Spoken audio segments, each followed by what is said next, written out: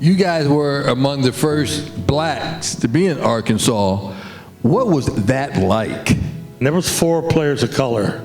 The 4 of us were going to be the nucleus of that ball club. 3 pitchers, 1 outfielder.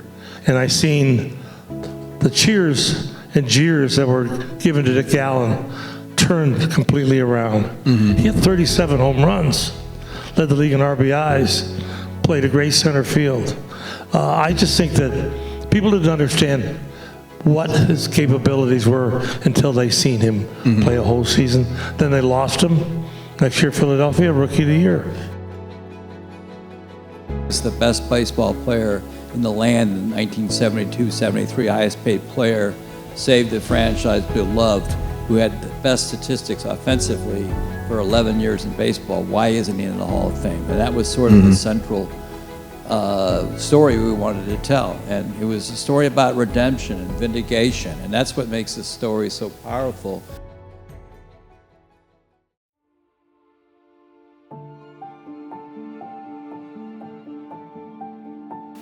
Then, when he got into the Hall of Fame, you were extremely emotional. Take me back to that day when you're watching the TV, and he was the first one they called.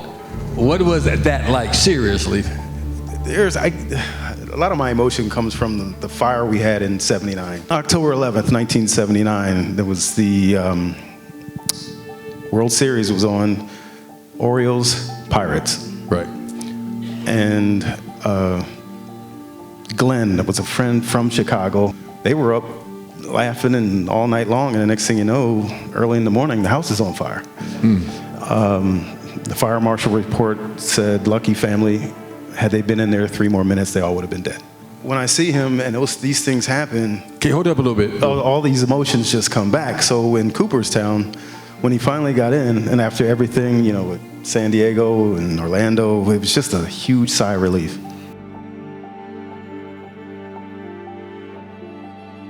Like Dick didn't want to take batting practice. He never wanted to do that when he was in the Phillies when I was there, Clearwater, Florida. He'd take a week of batting practice and say, hey, come on, let's start this season. I'm ready to go. That's all he was. And he smoked in the clubhouse. He smoked on the field. Well, when you lead the league in home runs, then you should be able to do what you want to do. We don't see tonight Philadelphia. Sir, I think Philadelphia really hurt Dick Allen a lot in the 60s. That is a powerful sports town with very opinionated writers who wrote very strong opinions about Dick. And honestly, I think that's what set him back a lot. And as someone who wrote for the Tribe and Guards, this Dick was far better. It reminds me a lot of Albert Bell for the Indians. And Albert doesn't belong in the Hall of Fame in my opinion, but he's still a really good player. And there's a lot of parallels to those 2 players.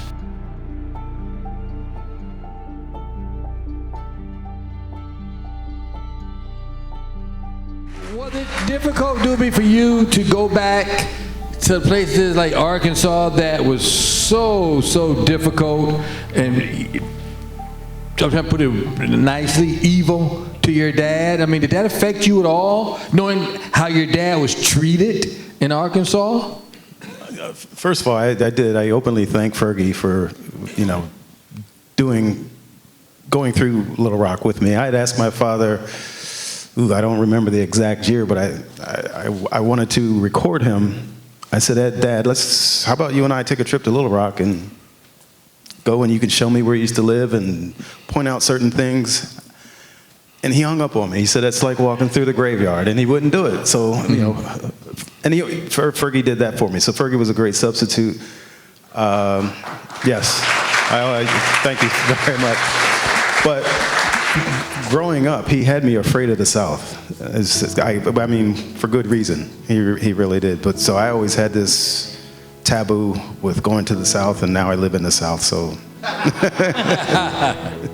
Yeah. I want to say, too, Little Rock was a big moment in this film, and it's a credit to this guy.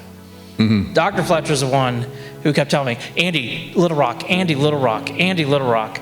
And we went down there, and I was like, we actually have more than 1 film. We have 5. And that's where it all came from. So Little Rock was a very special day, and it's a really big credit to him. And it was so, that was where I felt like a director of Fly on the Wall. Listening to Fergie and Richard Allen Jr. talk about Little Rock at Doe's, a famous restaurant in Little Rock. I was just lucky to be there. That was a really, really cool moment. Really, really cool moment. Marcelino Lopez, being a Cuban, knew nothing about segregation. Richard Quito, a Panamanian, nothing about segregation. Myself being a Canadian, I read about it in the paper, but now we're up front and we're seeing it. Frank Lucchese was the manager. When we got off that plane, there was already banners at the airport. And Frank Lucchese, a smart manager, said, boys, just be quiet. We'll take care of everything. We went from the airport to the hotel, to the hotel, to the ballpark. And not one player said anything. You know who was on that ball club too? Lee Ilya, Dallas Green, Rick Wise. There were so many other smart individuals that didn't say a thing. But Dick was one of the players that was a regular. He played every day. That's the reason why he got the conflict. If he didn't play every day, if he's a pitcher like me, I pitch only once every 4 or 5 days. So Dick had to play. He had to be exposed. And that's the reason why people didn't want to see him on the field. And I think 50 years from now, true White Sox fans, who will probably be like our great-grandchildren, will remember that if they're in that ballpark, wherever the White Sox will be playing, that Dick Allen's the reason they will be at that new ballpark 50 years from now.